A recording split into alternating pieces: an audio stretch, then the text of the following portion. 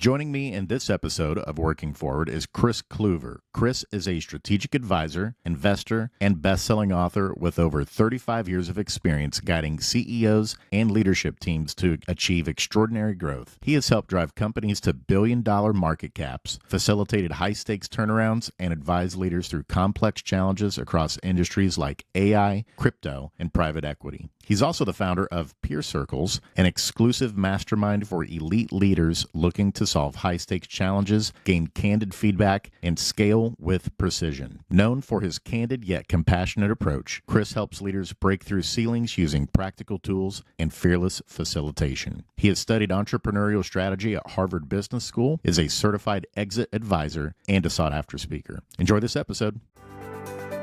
You're listening to Working Forward, a future of work-focused podcast from People Forward Network. These episodes pave the road ahead, helping us confidently step into the future as a leader who moves people forward. After all, the best way to predict the future is to create it. Let's go. All right, we got Mr. Kris Kluver joining us on this episode. Kris, I got to tell you, I have been really looking forward to this because you were one of my favorite follows on LinkedIn. Your content is killing it, especially on how to help business leaders think with an entrepreneurial mindset with all of the change that's going on right now. And so to kick things off, as we're starting this conversation off, we've got a lot of things we're going to cover today. But I'd love to just hear from you. What stuff you're hearing and seeing from leaders around the country on state of the economy, where we're headed, challenges that they're facing right now. What's some of the top challenges you're hearing about? Well, Jason, first off, man, thank you so very much for having me on. I am a big fan of the pod. I love what you do, and I love the impact you're having. So thank you for that. As far as what I'm seeing, it's all over the place. I think that, well, just to jump right into what's not comfortable, I think there's been a certain amount of historical approach from our politics that has been in contrast to what maybe some of our business leaders have liked from a productive standpoint. So in a delicate way, but I think I think there's a lot of people out there who are freaking out about Doge. I think there's a lot of people out there who are freaking out about tariffs and all these other things. But there are some massive undertones of of positivity that are coming out of that as well. And the idea, and you look at some of the reshoring, the transitions that are happening, and candidly, if you really get somebody talking on a senior leader level, it's like, well, shit, man, this is the way I have to run my fucking business. Why can't the government run it that way? It just seems, as far as let's go in and actually see what are people doing? Where are we deploying our money? No, we can't run a deficit every year forever. But it's just as a business owner, we can't do that.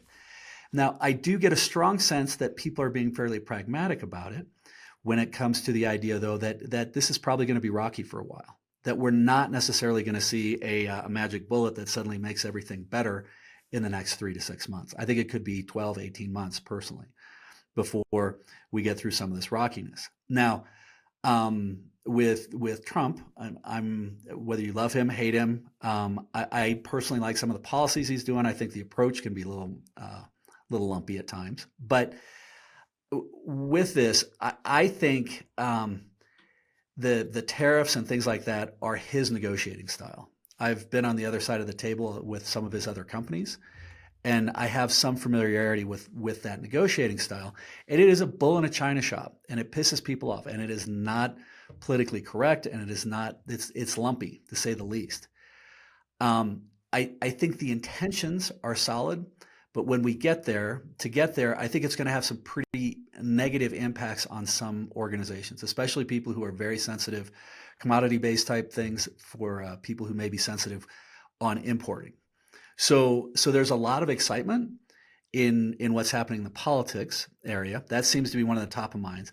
But then the other couple of areas that people see that we're not really sure about are, we look at automation, and we look at machine learning and AI and everything that's associated with that. And the massive, massive displacement we're going to see out of that is almost hard to comprehend. And there are those who think of it as utopian and it's going to change everything. I happen to be one of those. I think after listening to your last podcast with Vince, man, I think everything is going to change. Unfortunately, there are still a lot of leaders. I talked with somebody yesterday, a large aerospace company, And the senior leader's like, yeah, I think it's pendulum swung too far. It's like, oh my God, you've got your head in the sand, man. You are going to get the extinction events I think we're going to see in businesses is going to be massive, massive over the next few years. So there's two other factors. One is the idea of what's happened with money and the cost of money, and the idea that, especially in the private equity and VC space, you go back even 2 years and money was at about 4%. And if you're a private equity firm, a blind monkey can make money when they can borrow it at 4%. They can do their roll-ups and assemblages of the different businesses. But when money starts to get to 8%, that business model changes dramatically. And the vast majority of the analysts that are in the private equity space the analysts are young game that chews them up and spits them out. They only knew low interest rates. So having these high interest rates is a paradigm shift in understanding how those things work. So now that the opposite side is we have about 3 trillion, as I understand it, on the sidelines that's ready to be deployed. So we've got a lot of money that can be deployed, but the leverage on that money is bad. So businesses are going to have to run a lot better. They're going to have to adapt. And then the third thing is, if you look at the geopolitical world combined with the tariffs that are getting placed, but also you can look at some of the population implosions that are happening in Germany, in China, in Japan. The sheer numbers, the fact that they aren't going to have enough people to even maintain a lot of what they're doing, the potential for supply chain disruption is just massive.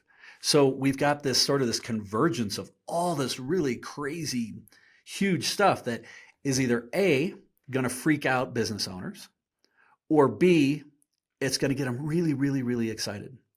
Because the key is remembering that with great disruption comes great opportunity. But we have to be able to step back and do things differently. So as a long-winded answer, you got me on a long-winded podcast or long-form podcast, so I can be long-winded. That's right, man. Take as much time as you need. I love that. So a few things there. I'm an optimist too, and I hope everyone who listens to the show knows, even when we bring up controversial topics and stuff like that, the purpose is not just to stir up, that stuff, but to think critically about what's the direction we're headed. How do we make this future even better than the present that we have? I think that's something that everyone can unify around. And, the thing with change is it's hard. Whether we're talking on a micro level, like you're trying to consistently get to the gym and be healthier, change is a freaking hard thing. And changing for the future of work is a really big piece. And you just laid out 3 huge things we're currently going through that feels like the overarching kind of theme here is we're going through a metamorphosis, like our economy is. Like we're kind of like in the chrysalis, and we're about to emerge as a butterfly and have a totally different economy from what we've known. I brought this up before, Chris, and I'd love your thoughts and reaction to it. Even the traditional concepts of supply and demand, those will never go away. But we've always operated under the assumption with human capital, human labor, that that we can only keep up with the demand side to the extent that the supply side can keep up. What happens when that's flipped? What happens when supply can always outpace demand? Because we have the productivity with artificial intelligence and robotics and advanced things like that that'll be able to keep up beyond what demand may be for certain services. At some point you think that when we get to that should make things more affordable, that we shouldn't have to deal with inflation as much as what we have historically. But the other thing, too, I'd like your reaction to is, you mentioned just kind of like the temperature right now feels like it needs to come down a little bit, in my opinion. Like the ends justifying the means. Hey, I get that there's some cleanup, some things trying to be done to be more fiscally conservative, and I'm all for that. But does everything have to be done and all the jobs be axed within like a month or two and stuff like that? Can there be a strategic approach to thinking about what are the most important positions? What is the direction that needs to head? Let's have a plan in place. Let's have a backup plan in place for what we're going to do for those who may be displaced. It just feels like, the easy thing to do, in my opinion, is be like, fired, done. Like, right? But what's the plan for what you're going to do after that in terms of upskilling, reskilling, providing opportunity for people? Because as you pointed out, we know historically the data is clear that as unemployment rises, so do crime, so do substance abuse issues. Like, work is such a sacred thing in our lives that's really important for us to feel grounded to purpose, to get some of our identity and meaning from it. And if all of a sudden there's massive displacement, whether it be from, a lot of government positions being cut or eventually displacement from AI, I get that. But what's our plan for what we're going to do to equip and make sure that we just don't have like this enormous vacuum all of a sudden of people that are like, how am I going to pay for my bills? What am I going to do with my time? What does my future look like? And it feels like that's kind of the theme that's coming out in some of the Gallup data too. This was really fascinating. A few weeks ago, Gallup came out with their annual report on what are the number one traits, the top traits that folks are looking for from leadership. And trust has always been number one until now. What do you think overtook trust, Chris? What is number one now above trust that people look for from leadership? Consistency. That's just a guess and no idea. I bet that one's high on the list. It actually was hope. Ha! Hope is number one now. So it just, to everything that you led off with, that you're talking about, these macro trends, at the end of the day, we've got a lot of people that aren't feeling a lot of hope. They're scared. They're worried about their jobs. They're worried about the future. And what I'd like to see from leadership across the board is more that steadiness that you're talking about, more of that, yes, we're going to go through some pretty big changes. It's inevitable, the direction that we're headed, but we have a plan for what this means for everyone and to get everyone in a better place. Those are the kinds of things that I would like to start hearing from leadership, instead of we're just cut, and like, okay, that's fine, but what's the plan moving forward for how we're getting to a better place? Those are the things that concern me. Understood. And I appreciate that. And I'm sorry if I, in hindsight, maybe I shouldn't have started off with some of the. No, it's good, man. I like piece, that. But that's where we are, and it's like, screw it, let's go there. So two things. One, there's a book called The Rational Optimist that I got years ago from a friend of mine. I like the sound of that. It's a fascinating book, and I'm going to mangle parts of it, but it talks about, and I'm paraphrasing, in essence, that humans are the only animals on the planet with the ability to look at the past with nothing but fondness and the future with nothing but trepidation, even though there is zero empirical data to show anything but the opposite.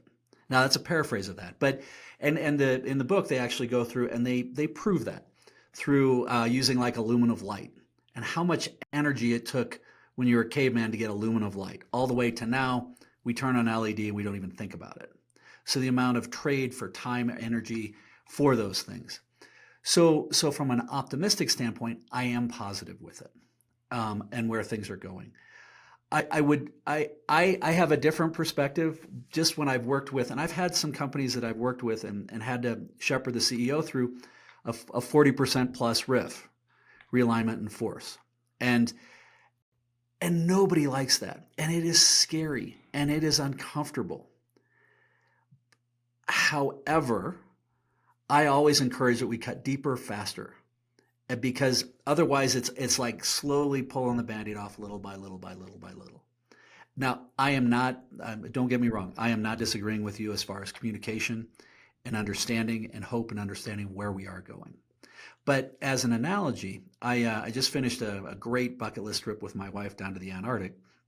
We came back through Argentina and spent time in southern tip called a town called Ushuaia, and some time in Buenos Aires.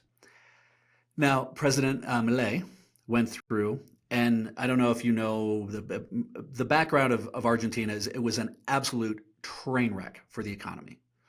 When my wife and I were there 26 years ago, the dollar was pegged to the peso. So $1 for 1 peso. This trip, when we were there, it was $1 to 1,150 pesos. Wow. That's how much it had got out of control. And this had come through graft. It had come through unregulated spending throughout the government. The government expanded. It got crazy. President Milei came in, and he campaigned, and he actually walked around with a silver-plated looking chainsaw. And that was his campaign, is he was going to cut the daylights out of government. And he actually cut through, and in their area, they didn't have departments, they had ministries, but he cut entire ministries. He took that government that was upside down and they made the budget positive. They had a surplus within a year. Now, walking around I had some curveballs there, but for the most part, I talked to police, I talked to different people. People felt pretty positive about it. The energy was there. The inflation, literally, the year he went in was at 100% plus for the year. Now it's down in the 20s. That still sucks. It's hard to make a living at that, but things are going in the right direction. And by that nature, to your point, I think it's actually given people a lot of hope that there is change and that things are getting stronger. But it didn't happen right away. And I think he might have been better at communicating those things. But it gave me hope seeing where that was. And then also understanding that, because this was about a year and a half, 2 years ago that they've been working through this. But some of what our current leadership is doing isn't just off the top of their head. There is a little bit of, there's some models that they're following, and they're taking pieces and parts. And I'm not agreeing or disagreeing with any or all of it. But I think that the greatest way to give hope for people is to help them start seeing positivity in what's in the economy and in those trusts. Now, could the communication be better? Dude, I preach communication. Communication can always be better. And is bull in a china shop the right way to approach things? I do not think so. But I don't have that person's ear to to have any impact. Right. At the end of the day, I think as long as people are feeling better, like, hey, my wages are increasing. We've got money if we're a young family to be able to go on a family vacation. If we have some friends that we know that have been struggling financially, hey, if it looks like this is starting to turn around for them and they're in a better spot, I think most people, that when it comes down to it, it's like, okay, if we have the hope that this is going to lead to a place where maybe we have fewer people living in poverty, that maybe if there's additional wealth and surplus and abundance that's created as we start leaning more into AI, like you and I talked about, I'm a utopian as well. I'm like, hey, this is going to be great. It's going to bring down healthcare prices. It's going to eventually bring down grocery prices and stuff like that when we get there. As long as we can get there, that's good. The thing we don't want to happen is, I believe it was Stephen Hawking talked about this, is that his biggest fear with AI wasn't that it was going to take over the world, but was a more practical concern. And that was that it would create the largest chasm between the haves and the have-nots, so that the Matthew effect would become even bigger. That basically those that already had wealth, power, influence, and control, that would just be accelerated with AI and kind of consolidate more of that toward that direction. And that could happen, but I don't believe that's in the best interest of society, right? For obvious reasons. And that's why I still hold out hope, is that's not a good setup for any country, for any economy, for that to happen. What's best is when you're able to equip people to have healthy, happy lives, and then they produce incredible, creative, amazing work.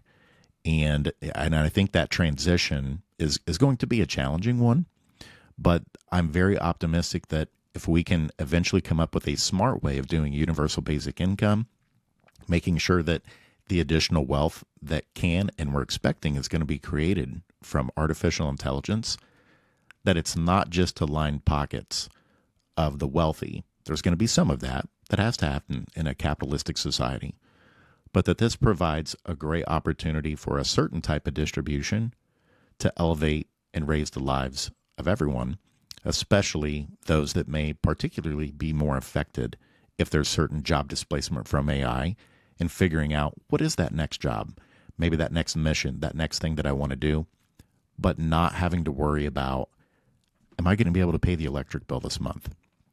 Am I going to be able to go out and afford to go get a gallon of milk to feed my kids? Like we've got to make sure we're eliminating those type of issues. And I believe we can get there with advancements, the AI tools that it's going to give us that we haven't had before. So where my head goes is, and I agree with you on all of that, in that another book called 4,000 Hours, or 4,000 Weeks, which is roughly the number of weeks that as a human we live. And it talked about how up until the Industrial Revolution, roughly 150 years ago, as a as a species, we had existed in agrarian time, meaning that if you go out to milk the cow, you didn't give yourself 6.5 minutes to milk the cow. You went out and milked the cow, whatever time it took. If you were tired, you'd lay down and sleep. It wasn't until we transitioned to industrial time that we started trading time for money. And unfortunately, then cortisol levels go up because we still realistically haven't evolutionarily adapted to it. And initially, it was people were working literally seven days a week, 12 hours a day, trading time for money.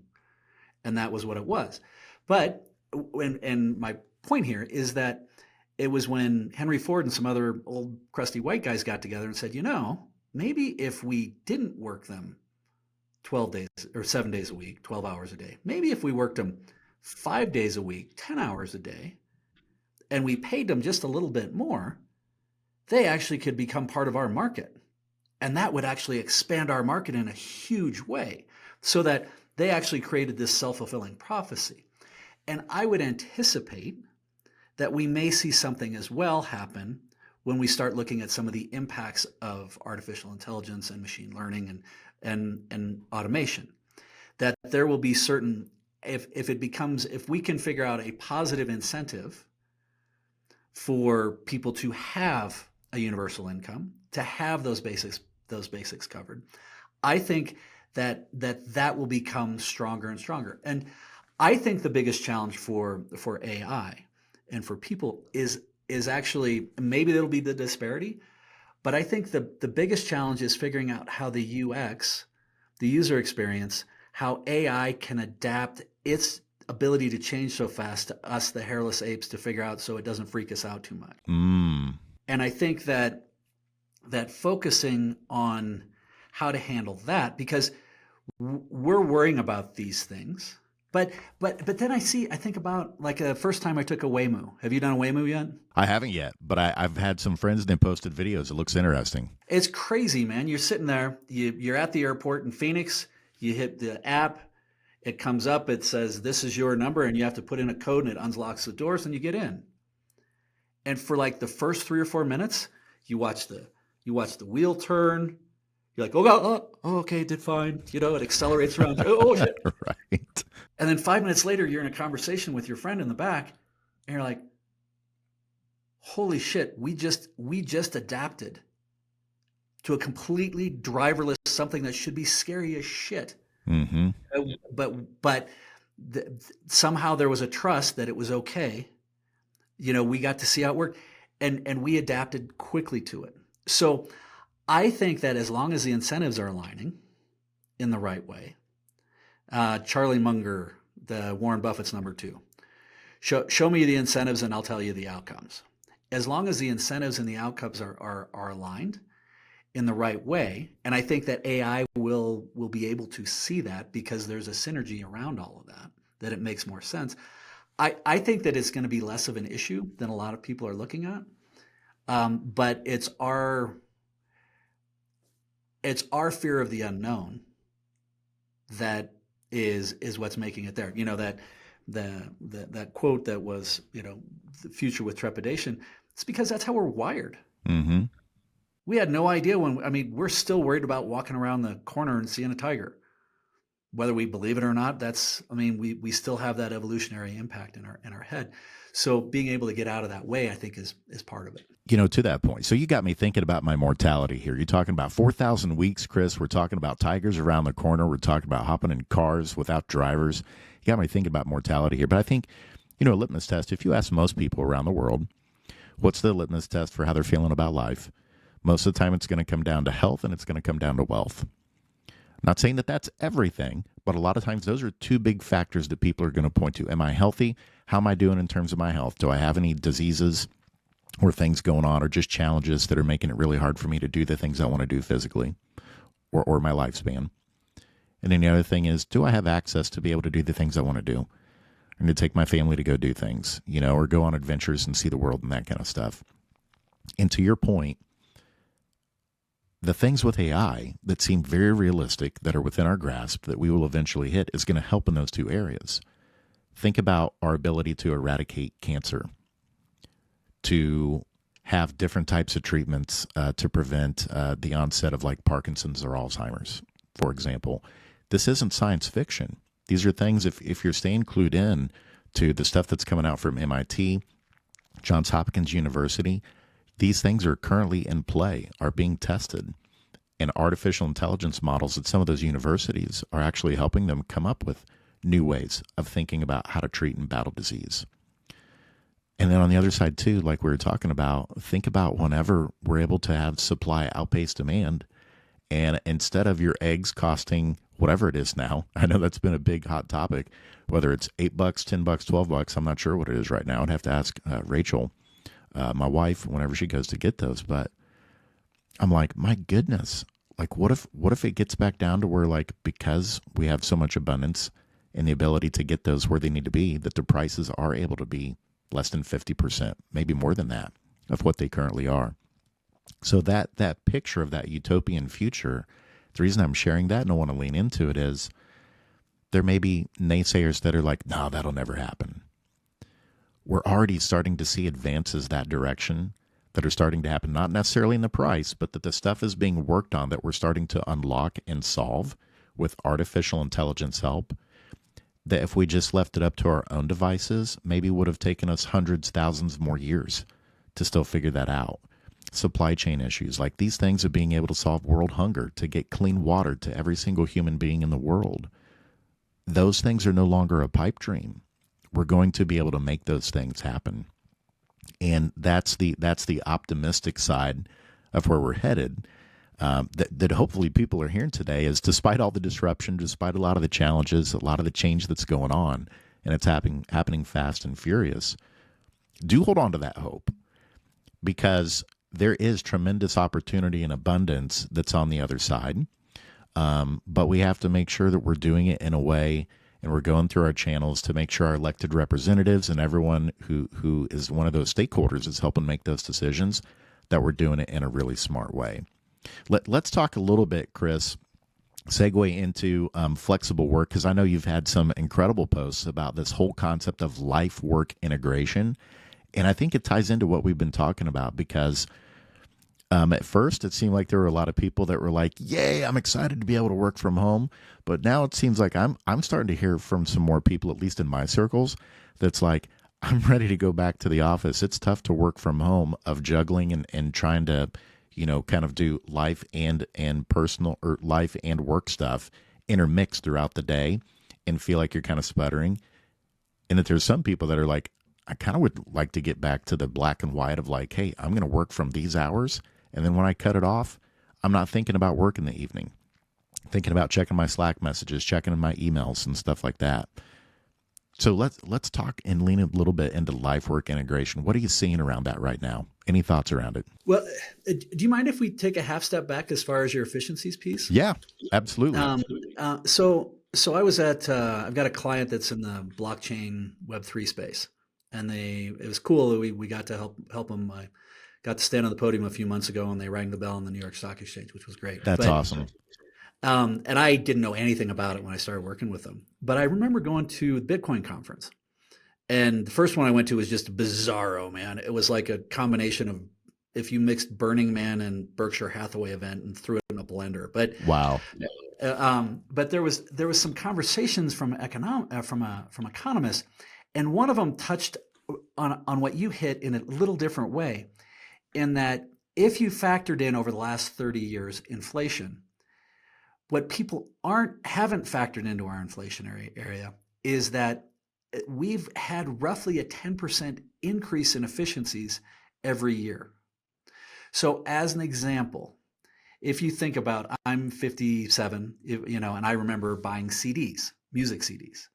Well, you can still buy a music CD, but it's cheaper now than it was then, because the technology on those things has gotten better and better and better and better. You look at a lot of our commodities. You look like a t-shirt, a basic, ultra basic t-shirt 20 years ago is about the same price as it is now. So we've seen all sorts of different efficiencies, and we've been able to expand our consumer good footprint and what we have, but it's been sort of absorbed in what it is. What I believe AI, machine learning, and all the automations are going to do is it's going to accelerate that in a massive way. So I have 100% confidence to what you're saying in the efficiencies of things, because when you can suddenly get all of your infrastructure for moving stuff, you get your infrastructure for how you actually maximize and build things. Everything is going to start running much, much, much more efficiently, much more affordably. The companies are going to be able to maintain their margins, and ideally, as long as we have competition among those companies, those margins will drop. Just like when love it or hate it, you could argue that Walmart has done more for middle America than anybody and low income, because they commoditized. Now they destroyed a lot of small communities by doing it, but they made everything so much more efficient that people were able to buy things much more reasonably and efficiently. And I think that those are some kind of ham-fisted analogies that are similar, but it's going to happen a lot faster in these other areas when you look at whether it be AI or automation or an integration of both of them. But I don't know, Jason, what do you think of that? Did that land, or does that make any sense to you? Yeah, it absolutely does. A couple companies that come to mind for me too is like Costco and Buc-ee's. Thinking about, how well they do, compared to Walmart too, in terms of how they're able to compensate. So as you're able to improve margin, operate your business better, that you're actually, I think the starting wages at some of those places like at Costco and Buc-ee's, as you get full benefits. But then on top of that, I think like the starting wages a lot of times is like $20 an hour or something like I that. did 25 at Costco. Yeah. And so to think like, what if AI helps unlock for a lot more businesses the ability to do that? To be able to raise wages, for everybody. I mean, that's just a future that seems very realistic as we improve the efficiencies at scale that you were just talking about. What's interesting about that, Chris, two things that have come out recently in terms of where we are today. I know we've been talking kind of long-term vision future of utopian, where we're eventually going to be with AI, where we want to be. But just talking today, Microsoft and Carnegie Mellon came out with an interesting study that was looking at the use of AI currently. And this was fascinating to me. I'm curious you heard about it. Already, we're starting to see a self-reported decline in critical thinking skills from people because of how much they're using AI right off the bat to start solving challenges of things that they're working on projects. Did you hear about that or see it? I heard about it on your podcast with Vince, and Okay. I liked his response, but I'm not familiar with the study, so I don't know the details within it. But it's fascinating, but where my head went with it is, how are they measuring and how are they quantifying critical thinking? Real quick, it's self-report.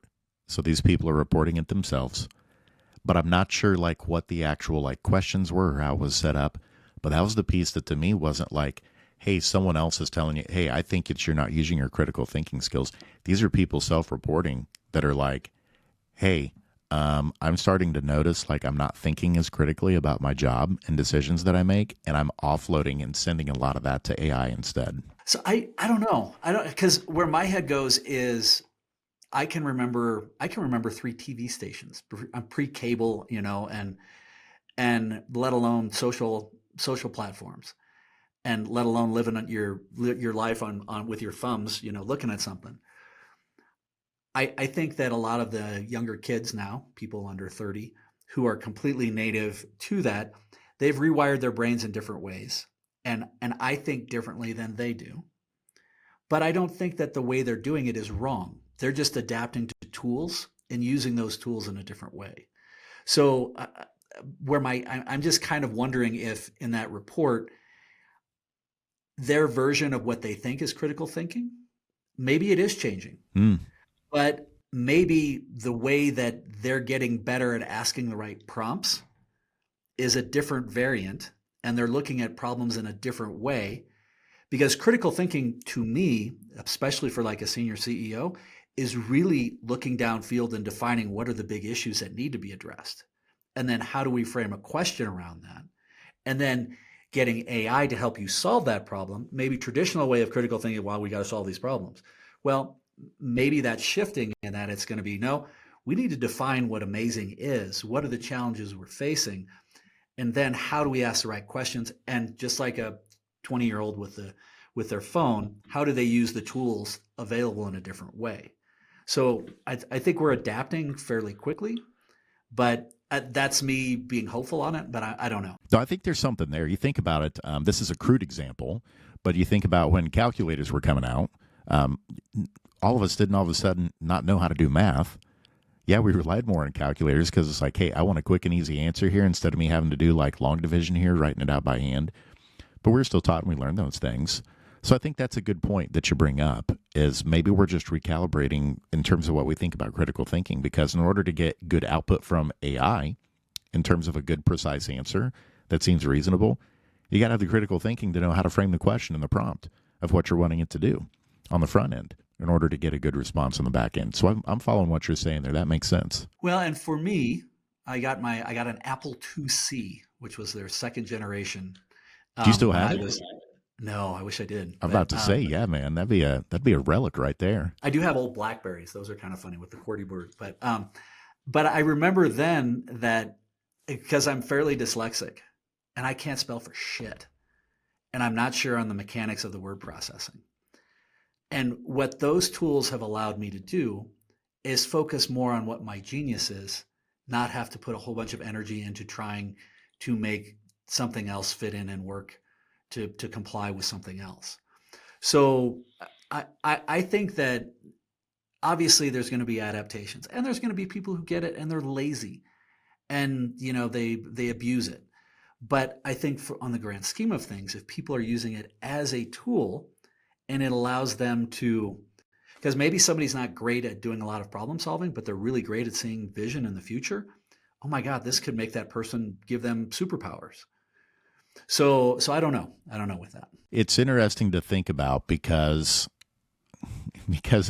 I mean, I don't know what the percentage is now, but to think like ChatGPT, did it just have like its 2-year or 3-year anniversary in terms of being public when it was launched to the public for public use? But it feels like now things have flipped, where it used to be, how many of you are using ChatGPT? Like if I'm at a conference speaking or something like that, it used to be like that number was, pretty small. And now it feels more like it's like as common as someone having a mobile phone kind of thing. It's like, oh yeah, I'm dabbling in it. I might be dabbling in Claude a little bit. I might be dabbling in Gemini.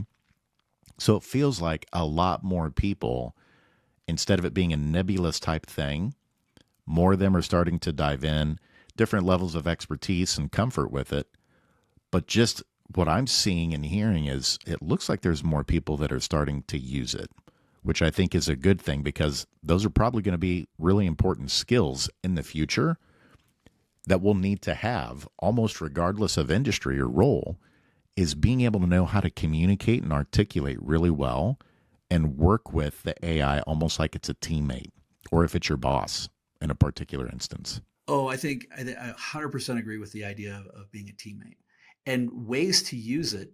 So I think like if you go back to Apple and when they created the Apple Store, the genius was that is that they didn't create all the apps. They created a platform that people could build whatever app they wanted on.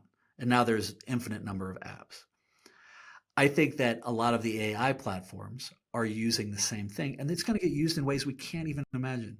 I live about 100 miles west of Denver, 10,000 feet buried in the woods, and love spending my time in the woods and quiet time and all that. But we had dinner with a friend last night, and he's building out a Sprinter van, because that's what we do here in the mountains. Is we have our hipster Sprinter I dig vans. it. And he's 72, and he's using Claude as his collaborative partner in building out his van the way he wants it. That's cool. And what doesn't. And I'm just like, he's using AI to build his van, and source some materials and get everything he needs out of it. So I think, again, it goes back to us, our ability to, if ChatGPT or any of the platforms that are out there, Gemini or Claude, the more that they can focus on creating an interface that allows us to interact easier and faster with it, the more we're going to adopt and adapt with it, I believe. That's so good. That brought to mind to me, we were talking earlier about, you're talking about how you don't have time to read books, and so you're doing podcasts more. I'm about to lay my dirty laundry out here. I don't read books either anymore, not because I'm against it, but because of time. So here's what I do, Chris. If I see a book that's coming out from an author or a topic that I really want to learn about, I just ask and prompt ChatGPT to basically give me the Cliff Notes version. Tell me the main takeaways that I need to know from this book, and I've got it in a few seconds. And it's like, It's okay, fantastic. cool. Let me update my schema. Da-da-da. Almost like on the Matrix, right? It's like, I don't know how to do this helicopter yet. Let me upload into the Matrix. Okay, now I know how to fly this helicopter. It's like, okay, cool. I just uploaded or downloaded the most important information, uploaded it into my schema, adjusting my schema, my learning on this topic, and then I move on to the next one. Not that I'm suggesting people to stop reading books. I don't want you to hear that today. But what I'm saying is if you're finding that challenge of keeping up with the latest information, it feels like it's happening so fast, lean into the tools that can help slow it down for you. And that is, I don't have time to read this 300-page book that just came out, but I really want to know what's important about it. Lean into AI to give you a summary on it. So, and I love that your friend is using it to figure out how to, just dap up his Sprinter van. That's killer too. Well, and like so I have an AI twin that's available to my clients through the peer groups. Okay.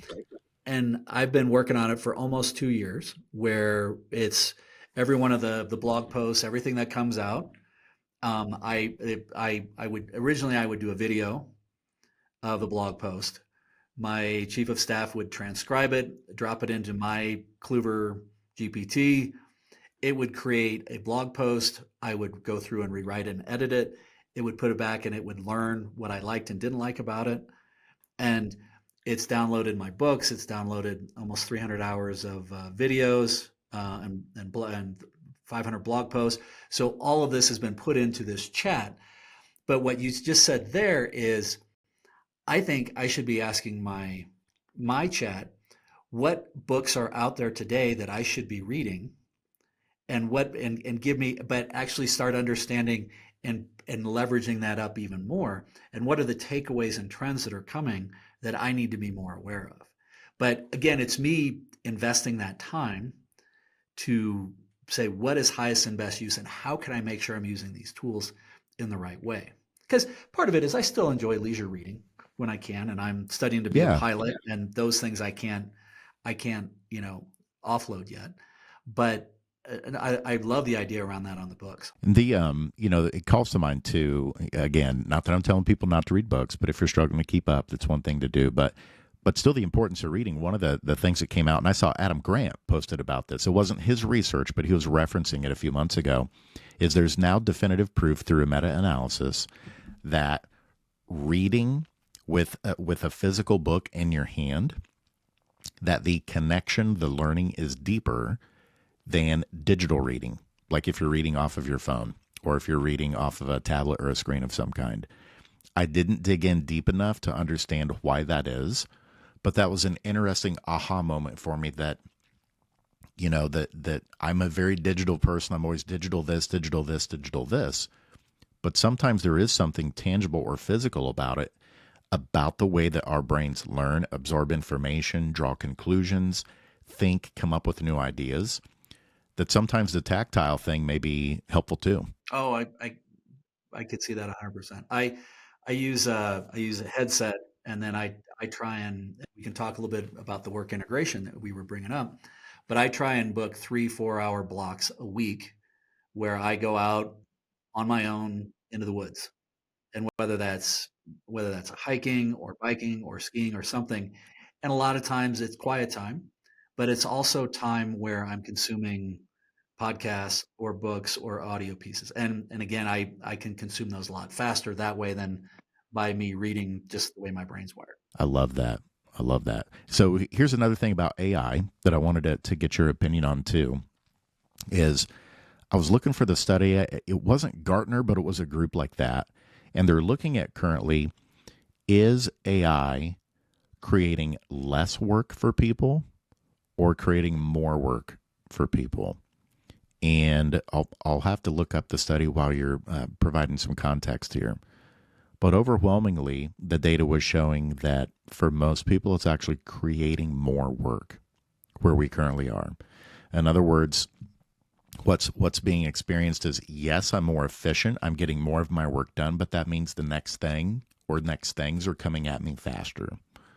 Or if I'm on a team and there's kind of like a linear approach in terms of, hey, once this person's done with theirs, it comes to me next for the things that I need to do on this project, that there's people experiencing, if there's someone on the team that's using AI and they're getting their stuff done fast, then it's coming faster and flowing faster to the next person, kind of like a domino set in line. And it's like, whoa, this is coming at me way faster than what it used to be. Any initial thoughts or reactions to that concept of, where we are currently with AI? Might we be in a place where it's actually creating more work for us because we are getting certain things done faster, but it's putting more on our plate? What do you think about that? My head goes to two things specifically. One, I think part of it is it's a new tool. So people are having to, and they're not well adapted at using it yet. So by that nature, learning how to use the tool, educating themselves, getting comfortable with what it isn't second nature yet. So part of that could be it's taking more time from a user interface experience just to figure out what and how and trust. And it's just like, if you've ever gone downhill skiing, the first time you go, it's lumpy and you're nervous and you're locked up and you're double checking everything.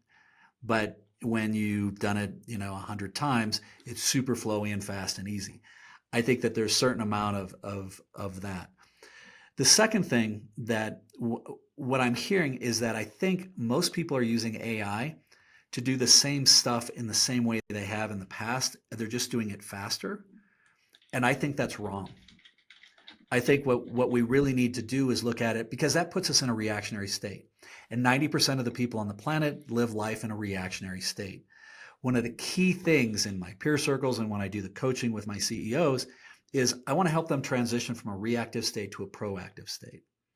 Rarely are people actually stopping and saying, okay, why are we doing this? What is the intended outcome? What does success look like for what this is supposed to be? Is this the right process? Because more often than not, processes are created out of mistakes and shit shows and things that went wrong, rather than what went right and how can we make these things better. So I think, just guessing, but if people were to actually take a step back and really define it differently, what are we trying to achieve? And is this the right way? But I don't know that people are always using the tool in the right way. I think they may just be using the tool to, run faster on the hamster wheel. And as a result, it feels like they're working more. That's interesting. And so that kind of gets into the agentic capability, like, hey, can I spin up something that can consistently do this particular type of task for me on the regular, i.e., maybe if you're in a company and you need like a type of an agent that just handles a lot of the social media aspect. I love that you talked about a twin. I want to get to that here in a minute too. Dig more into your digital twin. But if you set that up, if you take the time to do it, as opposed to, hey, each day I'm going in and I'm going to prompt ChatGPT to do the same thing over and over and over and over again. If you take the time to think about how to program it to start automating and doing those things on its own, then to your point, that probably does help with the productivity. Let's go back to the digital twin. I want to dig into that a little bit more. What's your experience been like with that? Lumpy. Okay. It's a little lumpy getting it started, to be candid, but it's my belief, and one of the things that I teach, particularly with like entire leadership teams, is I think if we have three horizons, one horizon would be you have the legacy knowledge and existing tools that you have today. The third horizon, way out there in the future, is a state that you think could be, that doesn't exist today, but could be. And then the middle horizon is the one that bridges those two. As an executive leadership coach, I would like to think that I have unique abilities when I'm advising people and connecting things and connecting dots and reading people today.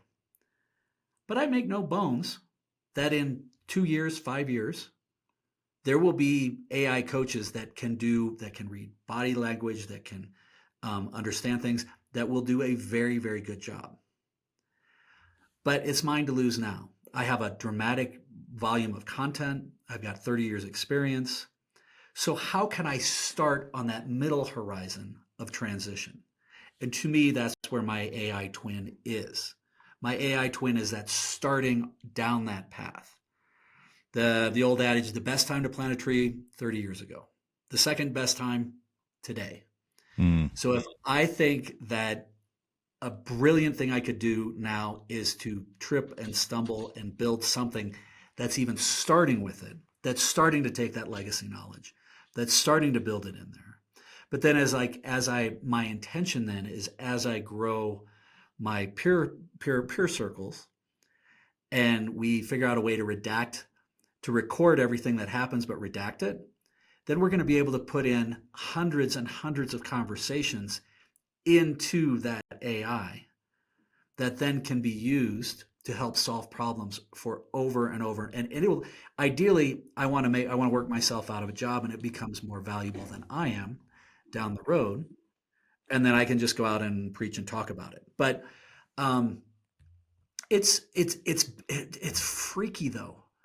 The fact that I speak Dutch now and I can, answer these Right. questions and how quick and easy it was. But again, it's cobbling two or three different groups together to put it all together. I'm not even sure my chief of staff and her team does most of that. But I like the idea that if it's my voice and tone and I'm coaching a CEO, then I can offer this to the entire leadership team or the entire company. And they're like, yeah, I'm having a problem with so-and-so, and I don't know how to have this crucial conversation. Or, man, somebody's doing this and this and this. What am I missing? Or, boy, we've got these 19 things we're trying to do for strategy. How do we narrow it down to 3? Now, is it going to be perfect?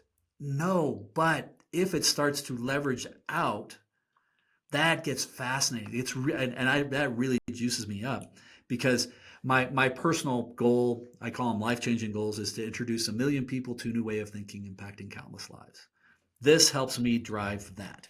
Being on your podcast today helps me with that. So thank you again. Well, in a very small way, maybe 5. Maybe we'll contribute like 5 to that, right, Chris? Okay, 5, maybe 7. Right. So quick question on that digital twin. I got to ask this: is do the folks know? So those executives, if they're interacting with your avatar, with your twin, do they know that? Or from their perspective, are they like, this is actually Chris that I'm having this conversation with? No, it's very much known. So it's on the website, and it says if you can click to say if you want to interact with Chris, click, and then it says, can we access your audio? And then, yeah, hey, great, welcome. Ask me a question. How can I help? That's so cool. And what I'm working on is, so first tier customer service is way deep in the weeds on reading body language. So like even micro expressions and things so if somebody zooms in and like, yeah, I'm happy, and they'll be able to, the AI will be able to answer, the twin will be able to answer. And if I don't answer the question, be like, hey, look, maybe that didn't land because, somebody had a frown, or they like, what did I hit that question right? Or do you need more clarity? But the fact that we're here now, and the fact that that's what's available on a commercial level for somebody who's kind of doing this, dude, you think where this will be in a year? It's just, yeah. The ability to read the room type stuff you're talking about. And already, like, there have been some of the studies, I think it may have been Harvard or Columbia, I can't remember. We're starting to look at, they're asking patients that had the opportunity to kind of like engage with an AI type doctor or nurse, kind of what was the bedside manner like compared to typical human service that you get. And already there's starting to be preferences for like, hey, you know what? The AI, it did a better job listening to me. It did a better job of empathizing with me, which is fascinating. My buddy who's building the van out is a retired doc. Okay. And I don't have but he shared that article with me on how, because the AI physician is not in a hurry. It's ultra present. It's more empathetic. It's more curious, and it's clear on the communication. So people like, I've had this discussion with friends like, oh God, I'm not going to go to an AI doctor. It's like, hell no, man. As soon as I can, I want an AI doctor because I know that guy isn't hungover or distracted or just got in a fight with his kids, or, And it doesn't mean that we don't need people to take a look at it again and do high level checks on them, but it's pretty fascinating. And I don't know the number. I'd have to look it up here. That's what I was doing earlier with the Upwork thing, with the survey. We'll come back to that in a minute. But the number of deaths that are due to mistakes by healthcare professionals, not on purpose, but just because of the chaos and things. And there's communication gaps that happen when people are changing shifts as nurses and stuff like that happen in hospitals. I don't know the number, but I know it's a pretty high percentage. It would be alarming to most of us, the number of folks that end up passing away as a result inside hospitals because of an accident or a mistake, because of that in the communication. And to think that we could be on the precipice of eliminating a lot of those mistakes and making the care potentially better with some of those things to accentuate what the human docs are good at too, is really exciting. Yeah, no, sepsis and mistakes, I think, might be the top two reasons why people die in hospitals. Yep. And we went through that before with some of my parents when they were in there. Love our healthcare workers. Okay. Don't want that to be a mixed message here. Absolutely love them. But those are hard jobs. And to your point, it's coming fast and furious at you all day long. And you're coming in and out of rooms and different demands and putting out fires. And we always say at PFN, there's no such thing as a podcasting emergency. In other words, it helps us always have the context of we're dealing with whenever we have challenges, they're pretty small challenges. When you're in a hospital, you're talking life and death stuff. It's really important work that's being done. And I'd see that, with these workers. And my sisters and I, we take copious notes of things. But even if we didn't have those notes, sometimes what would get lost in translation when there would be a shift change of, oh no, the dose of the medication is supposed to be this. Oh no, the treatment plan, this is what's actually supposed to be done. You think those things are in line. It was pretty alarming to us how many times mistakes happen on those things and could mean life or death for your loved one in the hospital. And to think if there's going to be ways here really soon that we can start to cut down on those, that's tremendous. Yeah, absolutely. It's wonderful. Yeah. I'm sorry that you had those challenges with your parent. That's no fun. Hey, it's all the things that we go through, but I don't know about you, but I don't plan on ever being in a hospital. I believe so much in AI that I'm going to be 140, 150, and I'm going to be out there just in my Sprinter van like you and your buddy, and, just living life to the fullest like I am in my 40s right now. But that was something that was really eye-opening when I thought about, hey, these folks, they have hard jobs, really important jobs, and it's coming at them fast and furious.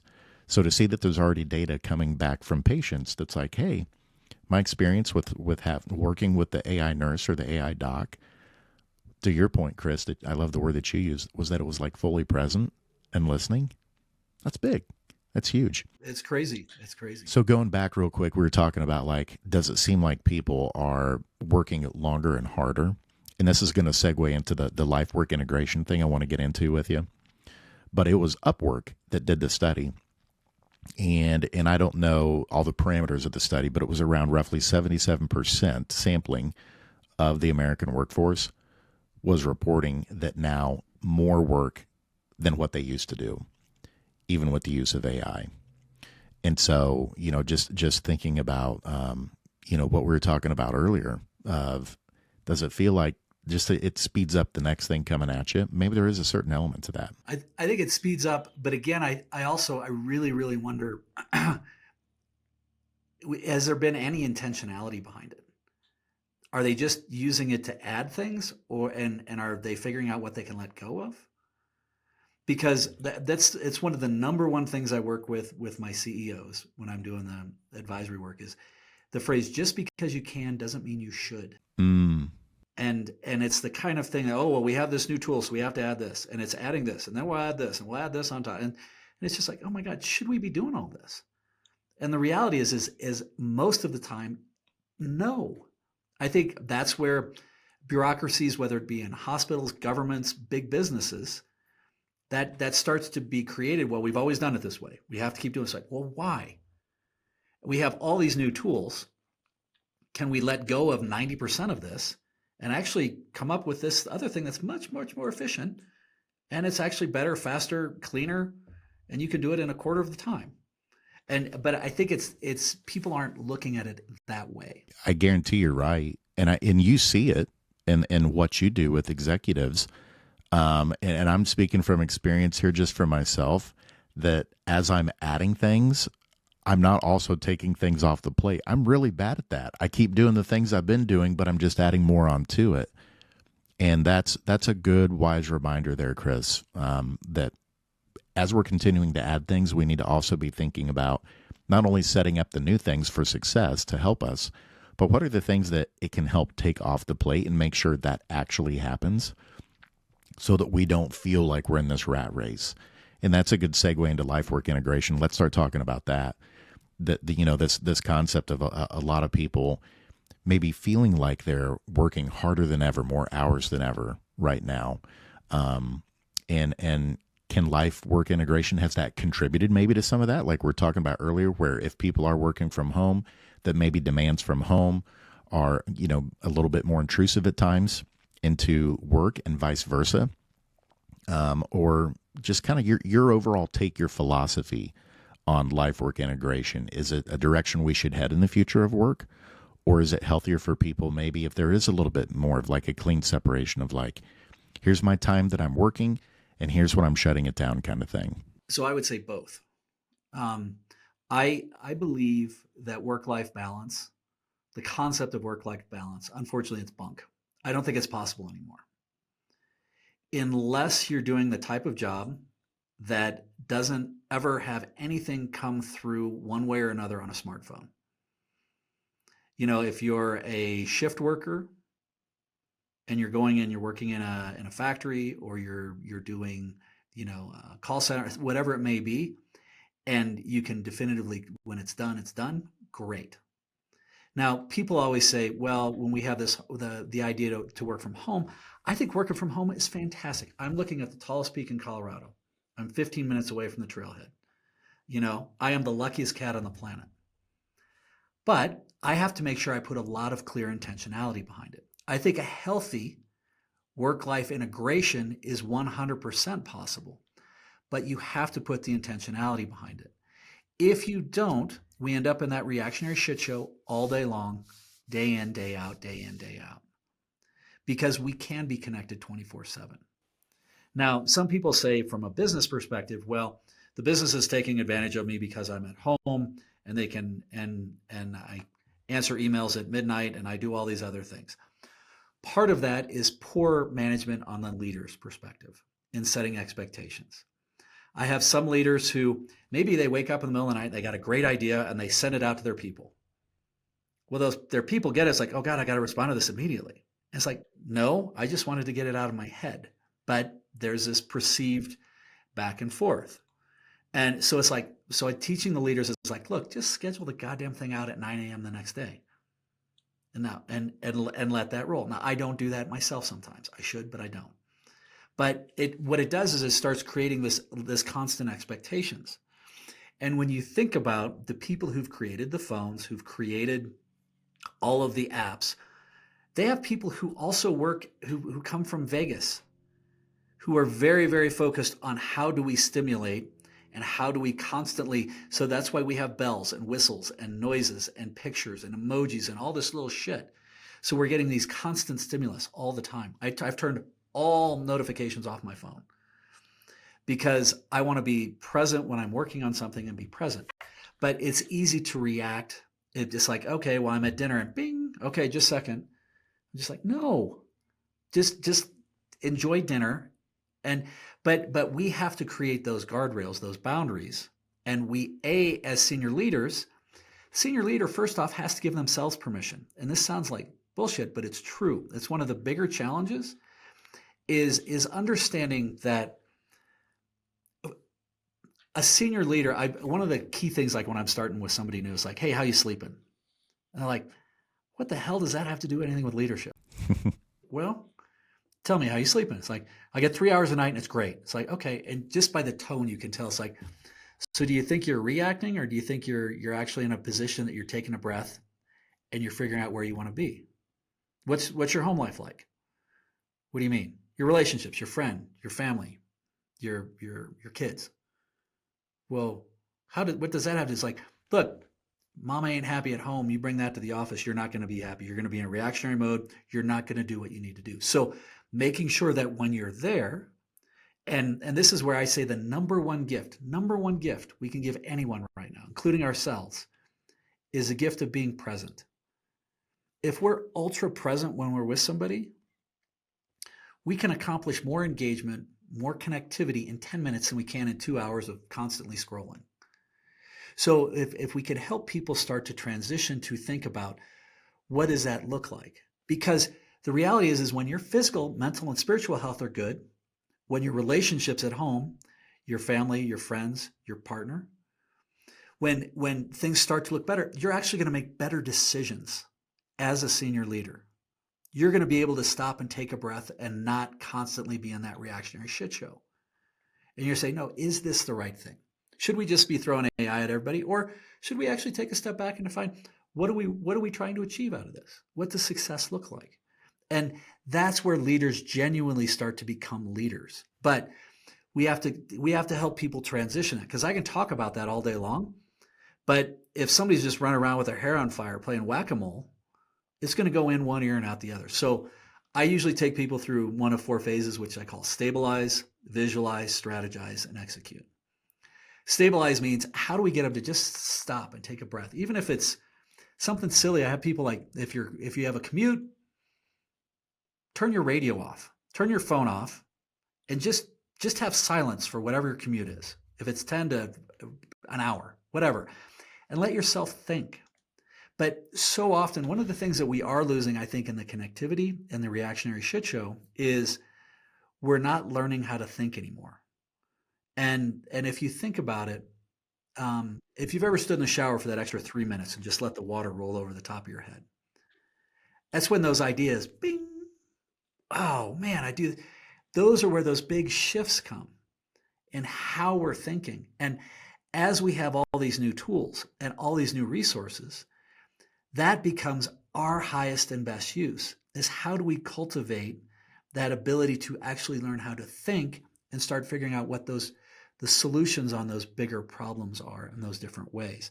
That's why I do the hiking. So taking that into account, when people can start to think about what does success look like, and they start saying, okay, no, I want to approach my life in a holistic way so that I may work at home, cool, but I'm going to set guardrails and boundaries around when I do that. And when I'm doing unicorn fun time with my daughter, I am on the ground 100% present with that. Or if I go out to dinner and it's a burger and fries, but somebody made that to me and they brought it to me, what a gift, and I'm with somebody that I care about, I'm going to be ultra present instead of checking my scores. It's those little shifts, but we have to put the intentionality in that, because we have so many societal pressures and there's so many tools that are completely wired to pull us out of that. So I kind of got on my soapbox a little bit there, but Jason, what do you think of all that? I'm glad you got on your soapbox. I think step 2 of your 4-step, that step 2 after visualize is stabilize, is brilliant. And I feel like I'm going to step in the confession box here with you, Father, for a minute. I got to tell you, Chris, like, as you were talking, I was like, you know what's sad to me, that one of my biggest fears in the world is losing my phone. What the hell is that? That I would be worried, like, oh, how am I going to do my job if I don't have my phone? How am I going to get in touch with people if I don't have my phone? How am I going to stay up to date on things that are going on in the world if I don't have my phone? As you were talking, it just struck me like how sad that is. But that the solution, to your point, if I'm hearing you correctly, is not to be like, hey, just totally do away with your phone. Like, maybe for some people, maybe that is what you want to do. But I need to put forth the intentionality of saying, you know what, I'm going to put a plan in place and say, hey, the phone is going here. Whenever I'm, quote unquote, when I'm kind of checking out from work, and I'm going to go be with my wife and my sons, like, leave the phone upstairs in my office or something where it's totally out of sight. That way it's not even around where I'm thinking, oh, let me hop into Slack and see if there's anything real quick that I need to take care of, or let me check my emails. Because that's how my brain is always programmed right now, is to think like, okay, Yep, let me be present. Let me go shoot some hoops with my son. But in the back of my head, my phone is over there in the garage, and I'm thinking, oh, you know what? Hey, let's take a time out. I'm going to go over. I just want to check my phone and make sure that I didn't get any urgent messages that have come through. That's like the pattern. The habit that I have started to set up in my brain is thinking that, oh, I need to be on 24/7 and I need to do this, even when in those moments I need to be 100% present with the person that I'm with. And I'm saying that today, like I said, I'm stepping in the confessional box because as you were saying that, I'm like, oh my gosh, there's some things I need to change today. And it's that stabilized piece. I need to quiet my mind so that I can be present in those circumstances with those people. My family, in this case, that I'm referencing, 100%, and not thinking, oh, I need to go over and check my phone like every 15 or 30 minutes. And that's going to take some work for me to do. And I imagine probably for a lot of our listeners today too. Okay, so can I give you some incentive that might be uncomfortable? Of course. Okay.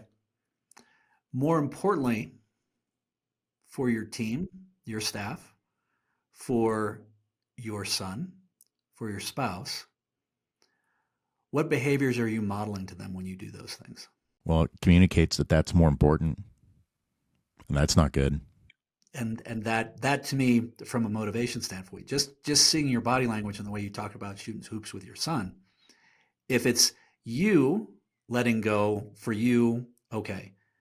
But if it's you setting a good example for your son, I bet that just got a whole lot easier. And it's just like, okay, yeah, fair enough. Yep. So if you can use that as a motivation, because it also does that with your team. And then if you establish parameters and expectations, it'll help. A few stories on this, because it seems like this is resonating with you.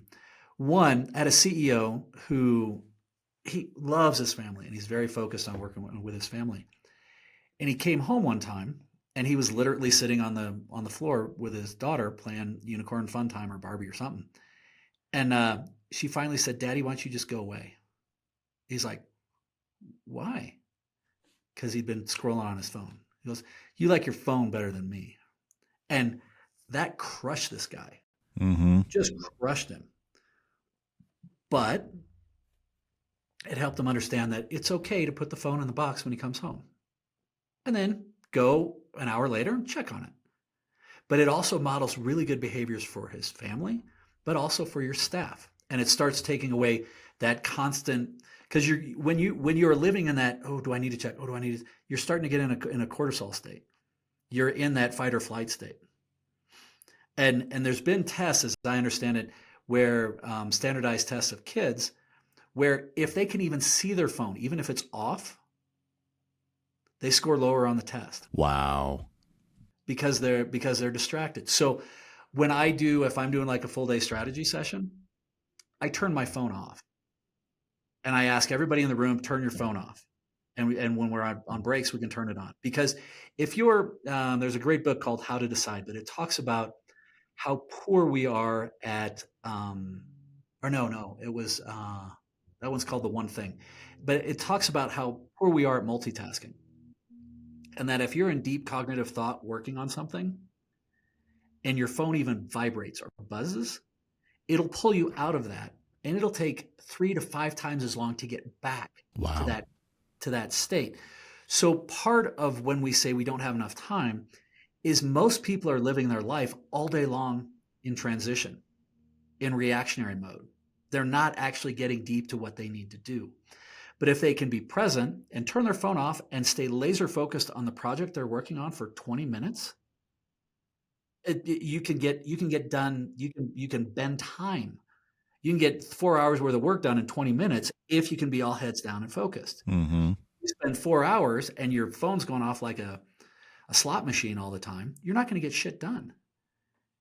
You're constantly checking and looking, and but again, this is creating those habits around how do we intentionally start figuring those things out to do it in a different way. But it's building a healthy, fully integrated life that's intentional. But when you do these things, everything starts to expand and get better and better and better. Like other simple things like I I need to get back in this habit. Confession. But normally, the best blog post, the highest volume response I got, it came across that my wife and I were having marital issues because I would be at the restaurant, my eyes would wander, and I'd go off to the restroom and talk, and I'd be gone too long, and then Rika would start. My wife would say, "Oh, is she coming with us? Oh, I see you brought her," and she refers to my phone as her, and it's just like, so Wow. now, because it was distraction, it was not being present, it was so now she stays in the car when we go to a restaurant. But go to a five-star restaurant and you will see 70-80% of the people in that restaurant who are paying for an experience are scrolling on stupid shit on TikTok or some other thing. It's not nearly what it is. So I don't know. I think it's that intentionality that's there. That's But so good. I'll give you another one, a real world example, probably for a lot of people listening that this will tie into. If you ever go to your kids' sporting events, practices in particular, I've noticed it more with practices. Look around at the parents. What are they doing when they're in the bleachers or the stands? Very few of them are actually watching practice and what their kids are doing. Getting work done. right, right. And I'm partially raising my hand here. I at least was trying to be cognizant of it, and I'm like, nope, I'm putting this down for a while. I'm actually going to watch them practice for a bit. But like, I look around and I'm like, there's some of the parents that literally their head is not coming up once from their phone screen to take a look and see at their kid practicing and the things that they're learning and they're doing. And the word that you used that I love there that really helped frame this for me, Chris, is transition. That it feels like we're living in transition all day long. And I'll tell you, at People Forward Network, one of the things we're really proud of, we're still working on it, but something we just recently put into place in the last few weeks is calendar blocking and setting time aside in one of our team meetings to actually implement it and make sure it's applied for each person in their calendars. Each person owns their time blocking, but we're like, you know what? If it's one of those things we say, hey, here's what time blocking is, you should be doing it. Sometimes it won't get done. We actually use some time together in a meeting and said, next 5 minutes, start blocking it, recurring time on your calendar for your most important prios and deep work, and set it as a consistent thing that happens each week. And I'll tell you, since we did that, I know for me personally, that has been a huge help of feeling like you're not just in transition all the time during the day. There was a book called The Tyranny of the Urgent. You've probably heard of it before. Or maybe that wasn't the name of the book, but the concept of if you don't do those types of things that you're talking about, that you coach leaders on, that your calendar gets away from you and you're just responding reactionary mode all day long, transition, like you said, and you're not getting the really important work done. Where I want to go with that is this concept of how you're bringing this to life in our personal lives is think about time blocking in like your personal life. Like as soon as you're done, like saying like, hey, from 5 to 7 or 8, if you've got a young family like I do, that time blocked, that's deep work where I'm focused solely on the family. The phone is totally gone. Or we're not doing it. And so taking that time blocking concept and applying it to personal life could probably help some too. I 100% agree. And I would encourage you to take it a step further, even with your team, and create accountability partners. Okay. So that, so when I teach that with groups, we try and get it to where they have accountability partners so that if somebody is going to shut down or they're going to put headphones on or they're going to go silent, cool. In that case, during those 2 hours, when Jason's head's down, only one other person has the ability to come and and interrupt him basically the building has to be on fire or somebody's dying. Other than that, but that way you end up creating gatekeepers. But on the same respect, if you're not doing it, so like my chief of staff, there will be times where I'm time blocked out, but I'm sneaking back into my email and stuff. And she sees that. And I had one nastygram from her. It's like, you get your email one more time, I'm going to change the password. So I love that. It's creating those accountabilities. So if you're going to do that with your spouse, cool, great. Rachel, hey, I want to be ultra focused on this and realize I got a little bit of an addiction issue with this stuff. So if you could help me, I want to put it away and I want to try it for 1 week where 5 to 7, the phone's in the box and we're here doing family stuff. Will you help support? Because then you're recruiting somebody to be your champion, to help you with it. You're not You're not out there on your own. Plus, if you say it, well, you don't want to let her down. You don't want to look, you don't want to embarrass yourself. But again, these are the kinds of the things that we start creating those accountabilities. And this is some of the key behavior when you're creating a really scalable, highly functioning team that the senior leader needs to model. Modeling these behaviors throughout, learning how to think, learning to invest that time. I had a CEO, he was ran a multi-billion-dollar nonprofit family office. And he came in and he was exhausted when we met. And his first action items after our first session were schedule a date with his wife with no phone and not turn the radio on when he commuted in and out of the office. And we worked together for quite a while. But at the end of that first year, we were doing a full day session with his team, and he pulled me aside and said, I want to thank you because you actually taught me how to think this year. Wow. You know, we don't learn how to think. We don't learn how to lead. We learn how to do. And that's what everybody is constantly rewarding is doing, not actually thinking about what we should be doing and how we can model those behaviors in the right ways. Well, I didn't realize this is such a good conversation, but it's also good coaching. I'm getting free coaching here from you, Chris. This is good today, man. This is really good. But that point, like, I know when Rachel listens to this episode, she's going to be like, you need to listen to Chris on that stuff. That's so good. But I know a lot of leaders are struggling with this. I'm sure you're seeing it too, that just like the constantly feeling like you got to be on all the time and thinking about work, even when it's quote unquote not work hours, that you just gave some really practical good tips there to help with that. And I'm going to have you be my accountability partner, follow up with me maybe in a couple weeks and be like, hey, Jason, is that cell phone being put away like in phone jail or whatever in your house? And you're focusing. And I see, look, for those that are watching the show, you can see Chris is already looking down. He's jotting down. I can tell you're making a note. You're going to check in with me in 2 weeks, aren't you? Yes. I love it. I love it. But seriously, that stuff, and to your point, we've gotten so good at doing that we forget how to think and be present on the things that are so important. Chris, there may be no more important message than that for where we find ourselves right now, because to be honest, we can't compete with AI on certain things. We never will. We can't be on it 24/7 on a specific role or a function. It doesn't have to eat. It doesn't have to sleep. It doesn't have competing demands or interests that are coming at it. And to feel like if that's like the path we feel like we're on, like I've just got to keep up. I've got to squeeze more into the day. I've got to get more done. That path will lead to burnout.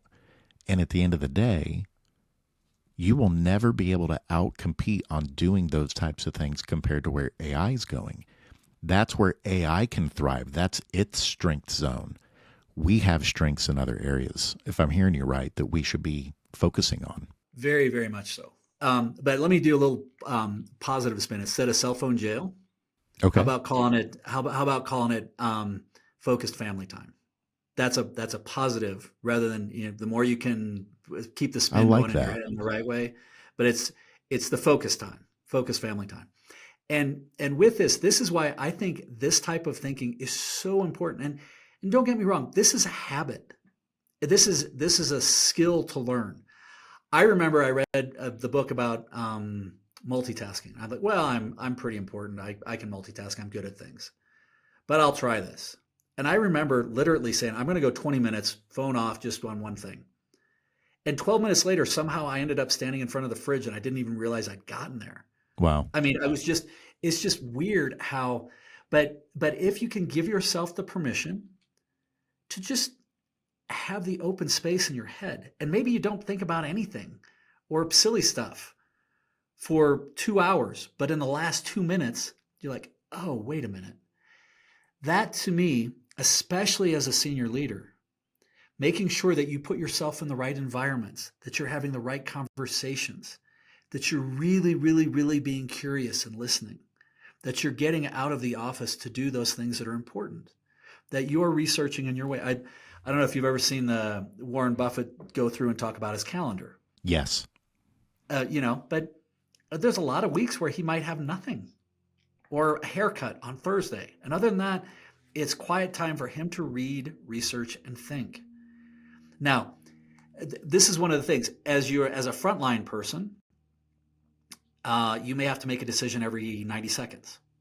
But as you progress and get higher and higher and higher and higher and higher up the leadership chain, you get to the point where maybe you're a senior leader. Think about Buffett. He may only make 10 decisions, 5 decisions a year, but they might be multi-billion dollar decisions that if he does it wrong, they're bad.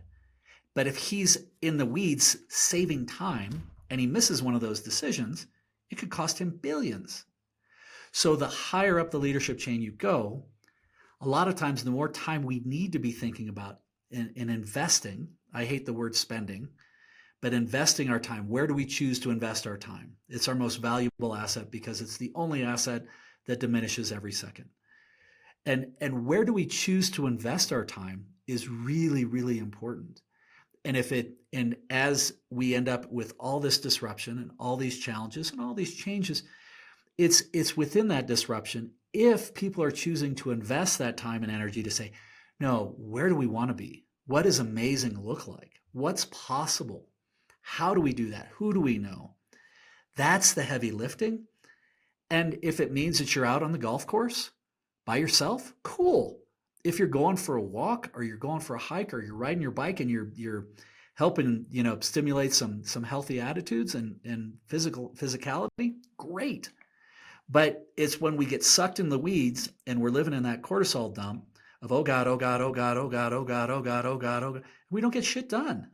But transitioning to that's where we stabilize. Then we visualize what amazing looks like. Then we strategize. We build a very simplistic plan. We over communicate and we execute with ruthless but compassionate accountability over and over and over. And that's basically the process that I believe really helps drive success for those people. And I've had some good luck, man. I've got a handful of companies where we've gone from entrepreneurial to billion-dollar market caps. Yep. I don't know how many huge exits we've had, but it's changing the mindset and helping people adjust those skills and look at it in a different way. And that's a thing that's really important for people to hear today is this isn't just theory. Like you put these things in practice, like the results to prove it, that this stuff works. Going back to, because I think it's a theme that most everyone struggles with is being too attached to the cell phone in particular, especially after work hours and focusing on family, friends, whatever it might be.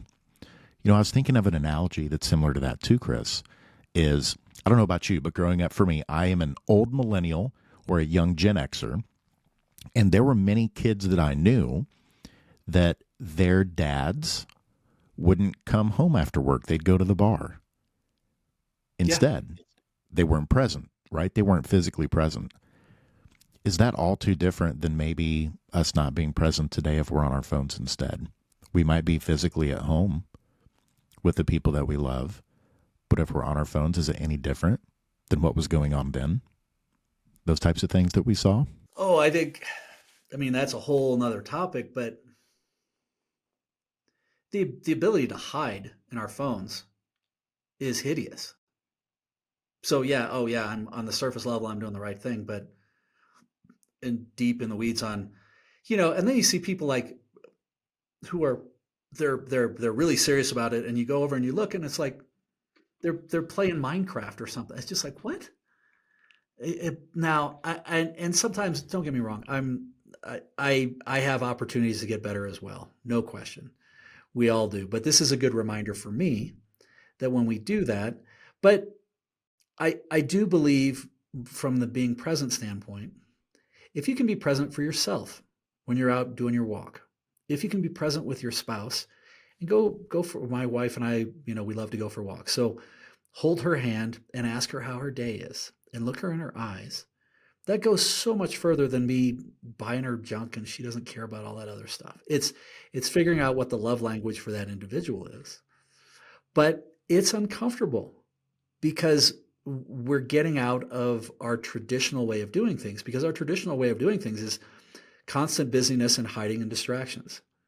But we're not becoming the people we could be when we're doing that. We don't grow in comfort. Remember, we don't grow physically, mentally, spiritually. We don't grow in comfort. We only grow in discomfort. I've done a fair amount of ultra marathons and things, and you don't get stronger if you don't sometimes have some aches and pains and push and wow, this is weird. Okay, I'll give it a try. And getting to that point, but it's through those terms that we grow and we become better. And again, as a senior leader, it's going to help model the right behaviors and being able to have the places where we can have those conversations. So ultra marathons, I do CrossFit. I've done it for a few years now, and let me tell you that is a humbling experience in your mid 40s, trying to keep up with folks that are in their 20s and 30s doing the workouts of the day. It's very challenging. But I'll tell you, one of the things that it has helped me with is it gives me clarity of mind, because I'll go do it during the day. Again, I love life work integration, flexible work with People Forward Network, is because during the day I can go work out for an hour and come back home from my CrossFit gym, and it helps me just get that mental clarity. But one of the learnings that you just shared, it was kind of echoed in a different way by the owner of this CrossFit gym. His name is Bryn. Shout out to Bryn.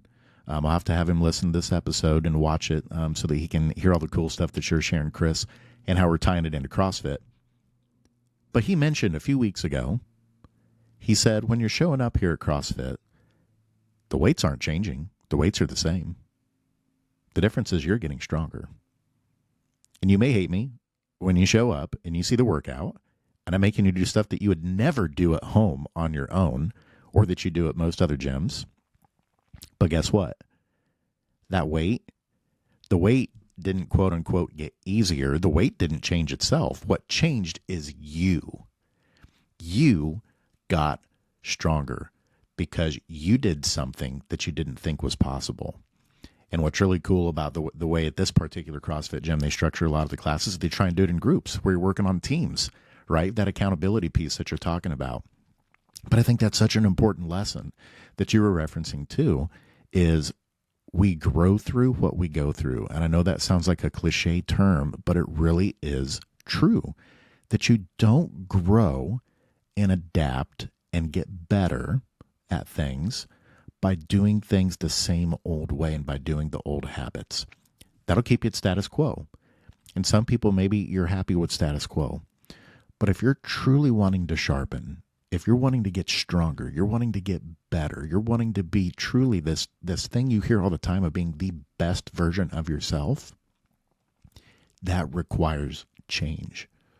That requires doing challenging things and going through challenging things to stretch and grow you. And I think that's a really important perspective, especially for what a lot of people are feeling right now in their work, of feeling stretched and challenged in different ways. That you got to believe that it's on a path that's leading toward a better place, and it's going to lead you to grow and become a better version of yourself. That it's just a season that you go through to on the path of being the best version of you that you can be. So I love that message that you're sharing. Part of what on my website, at chriskluver.com, we have the idea that extraordinary lives in the unreasonable. I think that it's up to us to be unreasonable and look at things. And the part of the reason we went to the Antarctic is I wanted to go to, there was an Antarctic explorer, Ernest Shackleton. And it's the greatest story of failure. He's probably the best leader in time of crisis ever. They lost their ship in 1914 in the Weddell Sea, frozen. It took 2 years to get out, and he got out safely. I went to his grave on this ultra remote island. But when I say that the extraordinary lives in the unreasonable, one of the biggest challenges, though, that most people have, and this happens for leaders, but in a fully integrated life, and this is some of the stuff we work on in peer circles and other pieces, is we have to set those goals. But to the Henry Ford quote, whether you believe you can or you can't, you're right.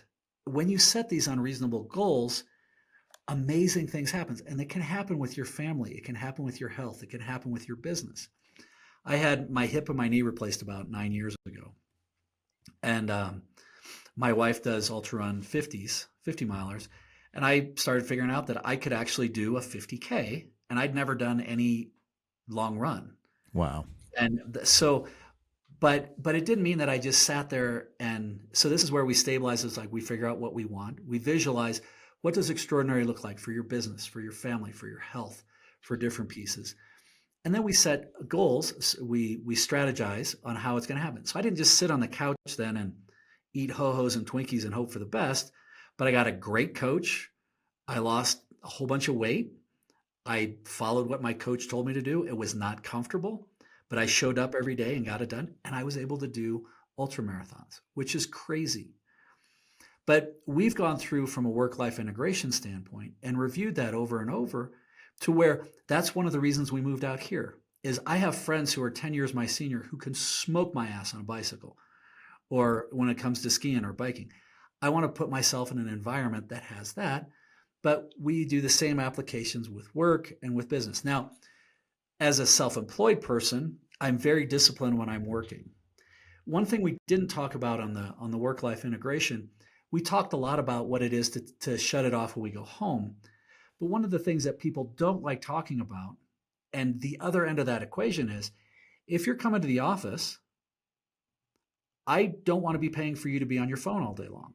Or if you are, I need to have a trust that you aren't on Facebook all day, that you aren't doing games and everything else. Because in the traditional sense, you would get an hour for lunch and a 15-minute break for personal and a 15-minute break for personal in the morning and the afternoon. And other than that, all of that other time is my time as the employer. And making sure, just as we set up guardrails at home to be away from work, one of the other things that is almost never talked about is creating guardrails when we are at work from outside world. And that's something it popped back in my head. I wanted to bring back in. No, I think that's a good point, Chris, because so again, I'm going to filter this just through my lens. So my wife and I, we have 4 sons that are 11 and under. The older 2, they're in school. So they get on the bus in the morning and they're gone. The twins, who are our youngest, they're not in school yet. So they're still at home. And so, it's really easy for my workday sometimes to kind of look like a jet ski instead of an aircraft carrier. And by that, I mean, I want to be that aircraft carrier that's like, hey, 4 or 5 hours, no disturbances. This is the thing I'm focused on, and we are going to make this amount of progress on it. But a lot of times what happens is one of them will pop through the door, want to tell me about something. Maybe I'm going to help change like a diaper or a pull-up, go help, get him some lunch ready or something like that. And so there's just kind of like a lot of those interference type things that happen. But to your point is there's both this beauty, but there's also this challenge of working from home, particularly if you do have young kids, of figuring out that balance of making sure you're on and you're getting your stuff done because your team and your clients depend on you. And then also making sure that you're taking care of some of those other things too. And so it just makes it really challenging, to your point, if you don't have a good structure in place, good communication in place, like with your family members in this case, to be like, hey, these are the times that I'm on. You can't come into my office, but whenever I come out of my office, then it's fair game kind of stuff. Those are many times the types of things that go unsaid or they're not taken care of, that can create more of those disruptions and make it feel like it's more challenging to make progress and to get the stuff done that you need to. In my first book, The Aspiring Solopreneur, we talk a lot about setting up those boundaries and understanding that you have to create the boundaries and position around it. I saw at the beginning of COVID, I'd be working with leadership teams as like, Jesus, you guys look like you're at a fishing camp. Everybody was disheveled and which is their call. But there is something to say that if you dress up, you prepare, you dress up, you get ready like you're going to work, even if you're wearing cute fuzzy slippers. But when you walk into that room, if you can, and you shut the door, then you're at work. And that you just may only have a 2-second commute that transitions through a doorway, but helping the family understand that when the door is closed, that is a non-negotiable, unless obviously there's safety or issues. But for the most part, no, it's when the door is closed, you're in that workspace. And then when you leave, I love the idea that you're fair game when you're outside the door.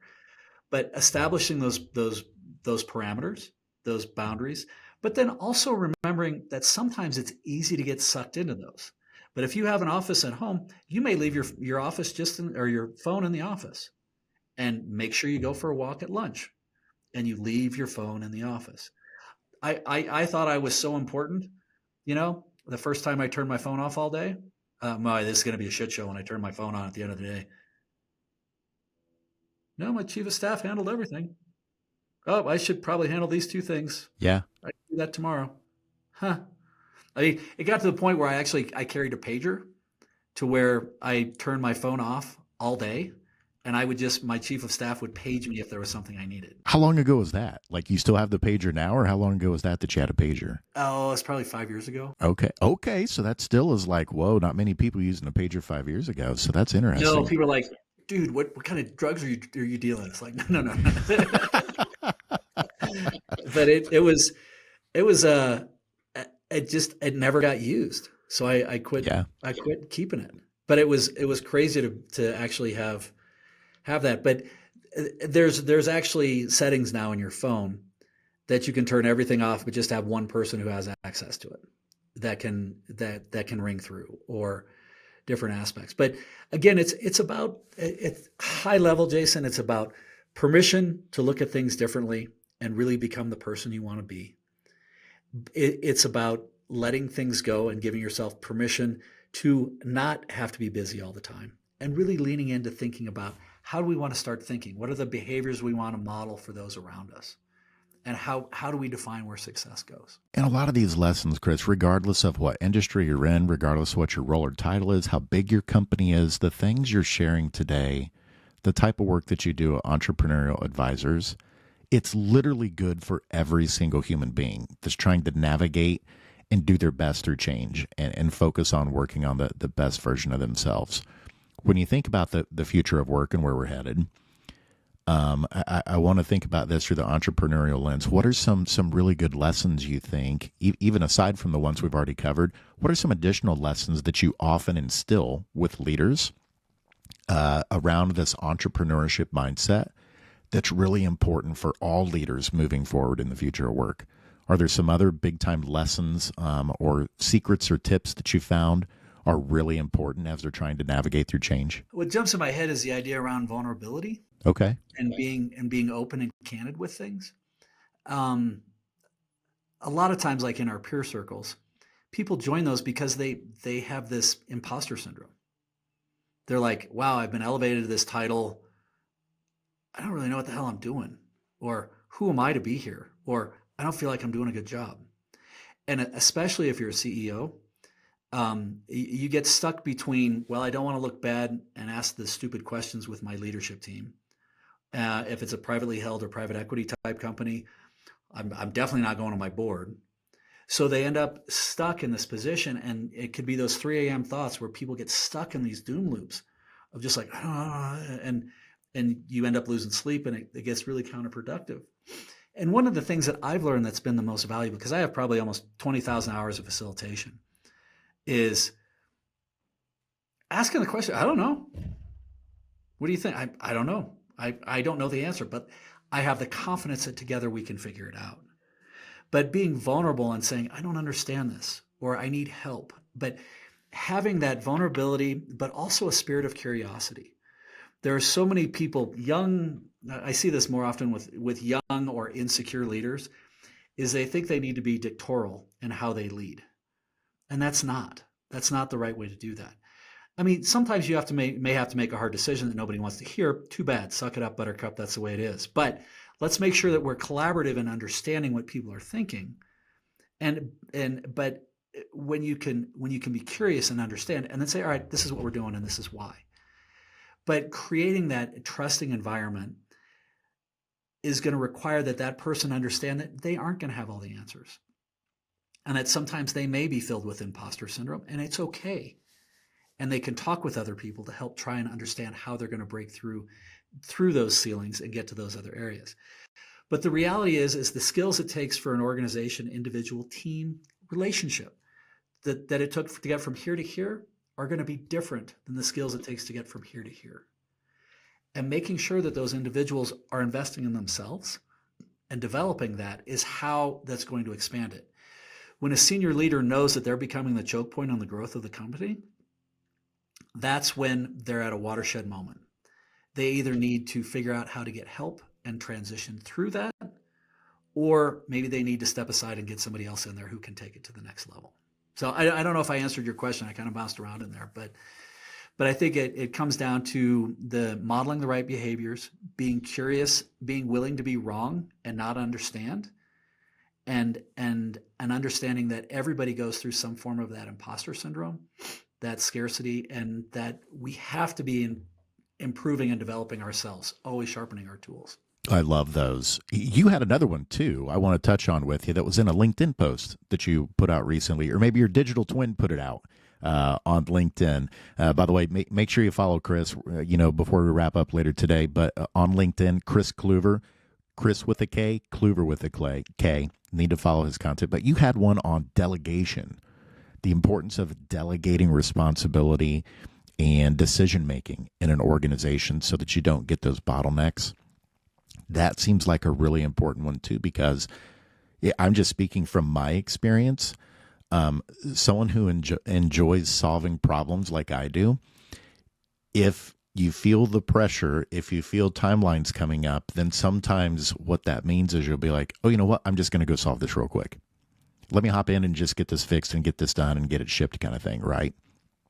But it's so important. To your point, you were talking about how, like if you put your phone on silent, like if you're at a retreat or something, and then you come back and it's like, oh, my chief of staff, actually everything was taken care of. I think a lot of leaders would be surprised if delegation is done well, how many fires would be put out, how many things are actually taken care of that may be coming your way if you set up good systems of delegation for that. So talk with us about this concept of delegation, how to do it well, because I think that's another important one for a lot of leaders. So again, skills that got you where you aren't going to get you where you need to be. And always being able to do an assessment of where you are. So there's two parts to this. One is identifying what needs to be delegated. And then two is the actual process of delegating. So one of the exercises I have people start with is basically go through, and if you just identified in the course of a day, what is it you do in roughly 15-minute blocks? This alone, the awareness that it can create to you is like, well, holy shit, I was in transitions firefighting for 3/4 of my day.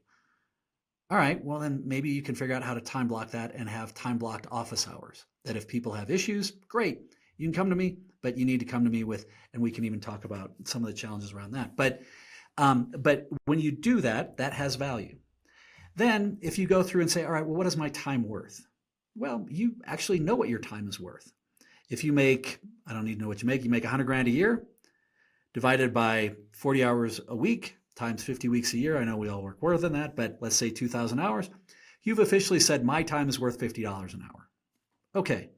If you go through and attach a dollar piece to each one of those segments that you do throughout the day, if you're doing anything that's under $50 an hour, well, candidly, right there, you're fiduciarily irresponsible and you're stealing from your company. You should be then starting to define, who can I delegate to?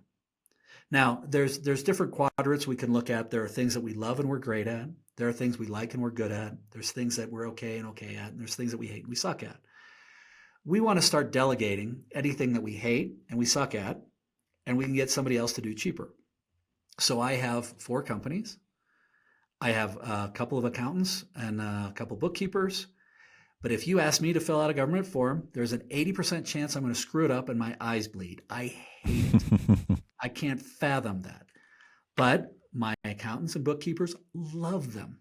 They love to. I think they're freaks of nature, but that happens to be their love grade. And I can delegate those things out, which then gives me bandwidth to not have to deal with something. And then maybe it's around creating content. Maybe it's around doing a podcast. Maybe it's around going for a walk and thinking.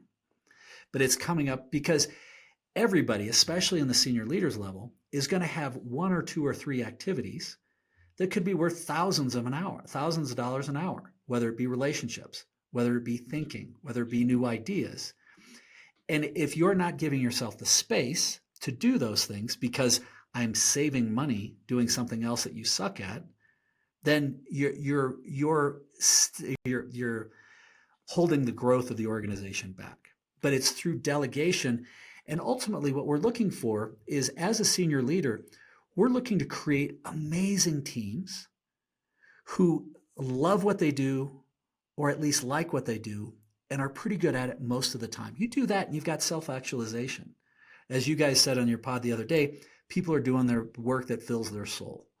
You find jobs that people are doing that they fills their soul, and you create crystal clear expectations and accountabilities on what they're accountable for. And then we create some sort of metric that allows them to have clarity to understand, did I win this week or did I not? Was I successful? Then it also gives clarity for you. But there's all sorts of different tools that we can start to delegate into. I'll pause on that. Jason, you tell me where your head goes. What do you think? I think those are good. And where my head goes, Chris, then is helping those leaders understand, because I hear this from them sometimes, is I'm struggling to know, even beyond the delegation pieces, when it comes to decision making, what are the things that I should be making the decision on, and what should I entrust my team members to be making decisions on? Do you have any good rules or good tools on kind of like a matrix or a framework of thinking about that? Because I hear that from a lot of leaders. Like, I want them to make more decisions, but I'm not sure which are the ones that I should make and which are the ones that they should make. So let me take a half step back on that, and we'll hit. Have you ever heard of the victim triangle? I have. Now, I need a refresher. Go through it for me real quick, victim, but I've heard of it before. The savior and the persecutor. Yep.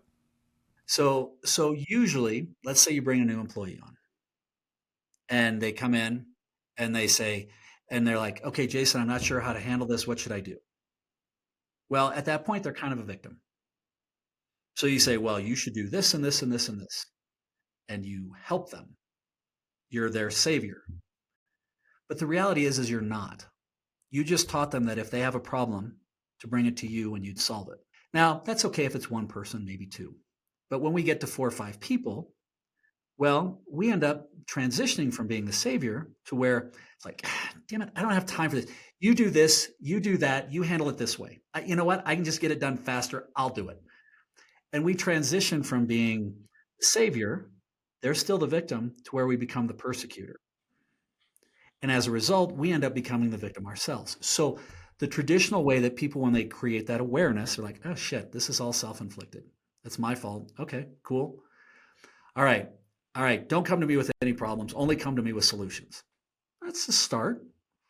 But realistically, people are only going to come to you with solutions that are easiest for them. They aren't necessarily thinking about the other consequences associated with it. So the next step is, okay, look, I want you to come to me, but I want you to come to me with 3 potential options. Okay, that's great. That's starting in the right direction. I take it a step further, and there's a book called Make the Noise Go Away that I stole this from.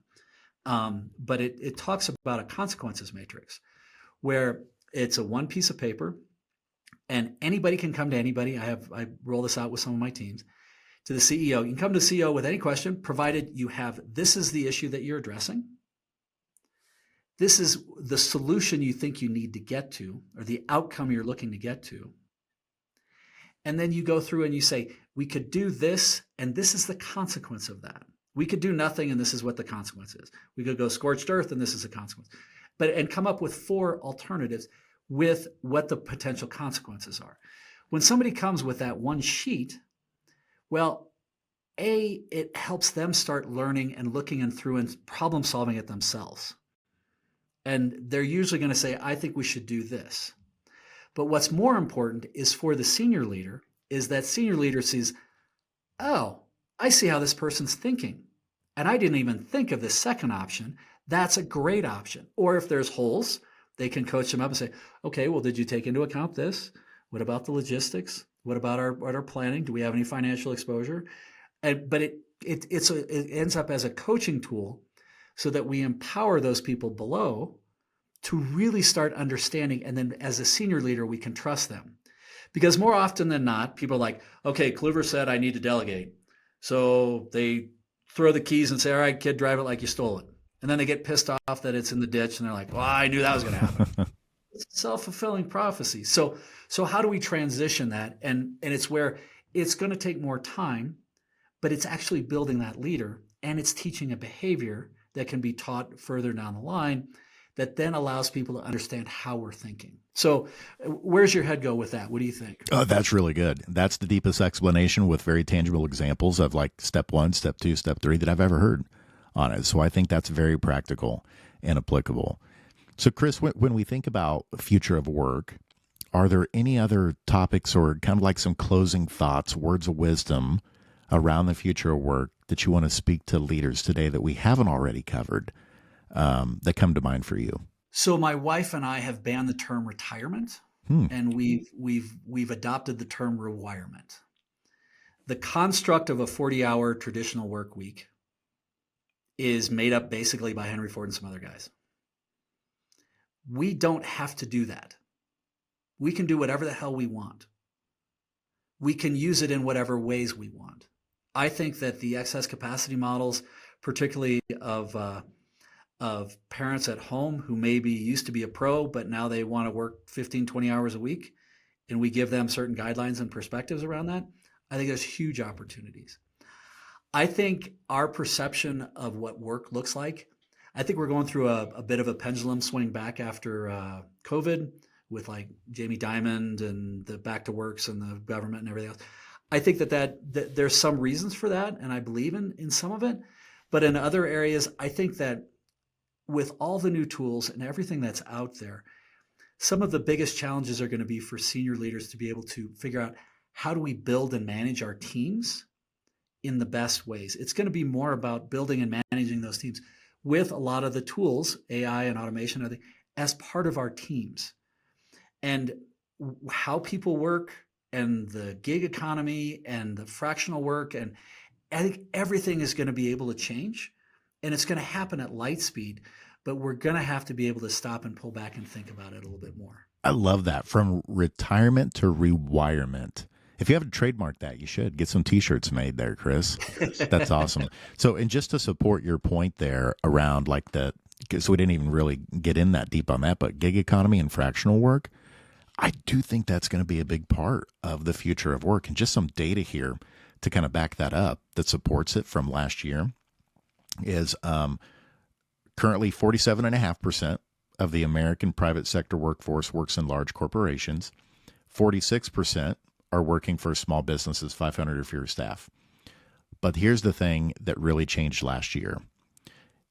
An average of 430,000 new business applications per month in 2024. That's 50% more of new business applications than in 2019. And I didn't dig into that deep enough to see where that's coming from. But from other data I've seen, my guess is we have more people that are starting to hang up their shingle and do the fractional work thing.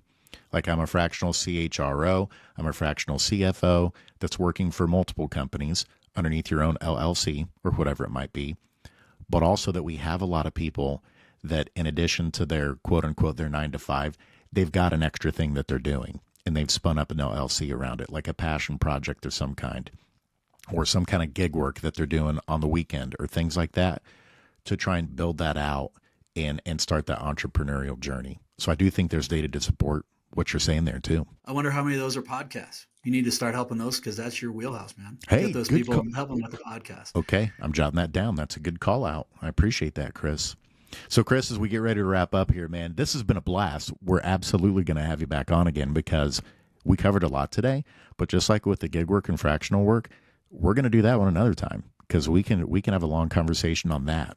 But as we wrap up here, let's let our listeners know how they can best get in touch with you and stay in contact with your content because it is so good. So what are the best ways for people to follow you, stay in the know with everything that you're doing at Entrepreneurial Advisors? All right. Well, best place, and thank you very much, is Chris with a K, Kluver with a K.com. You can also find me at Kris Kluver on LinkedIn. And we are offering a free leadership lunch and learns twice a month, which there's no obligation, expectations. It's a video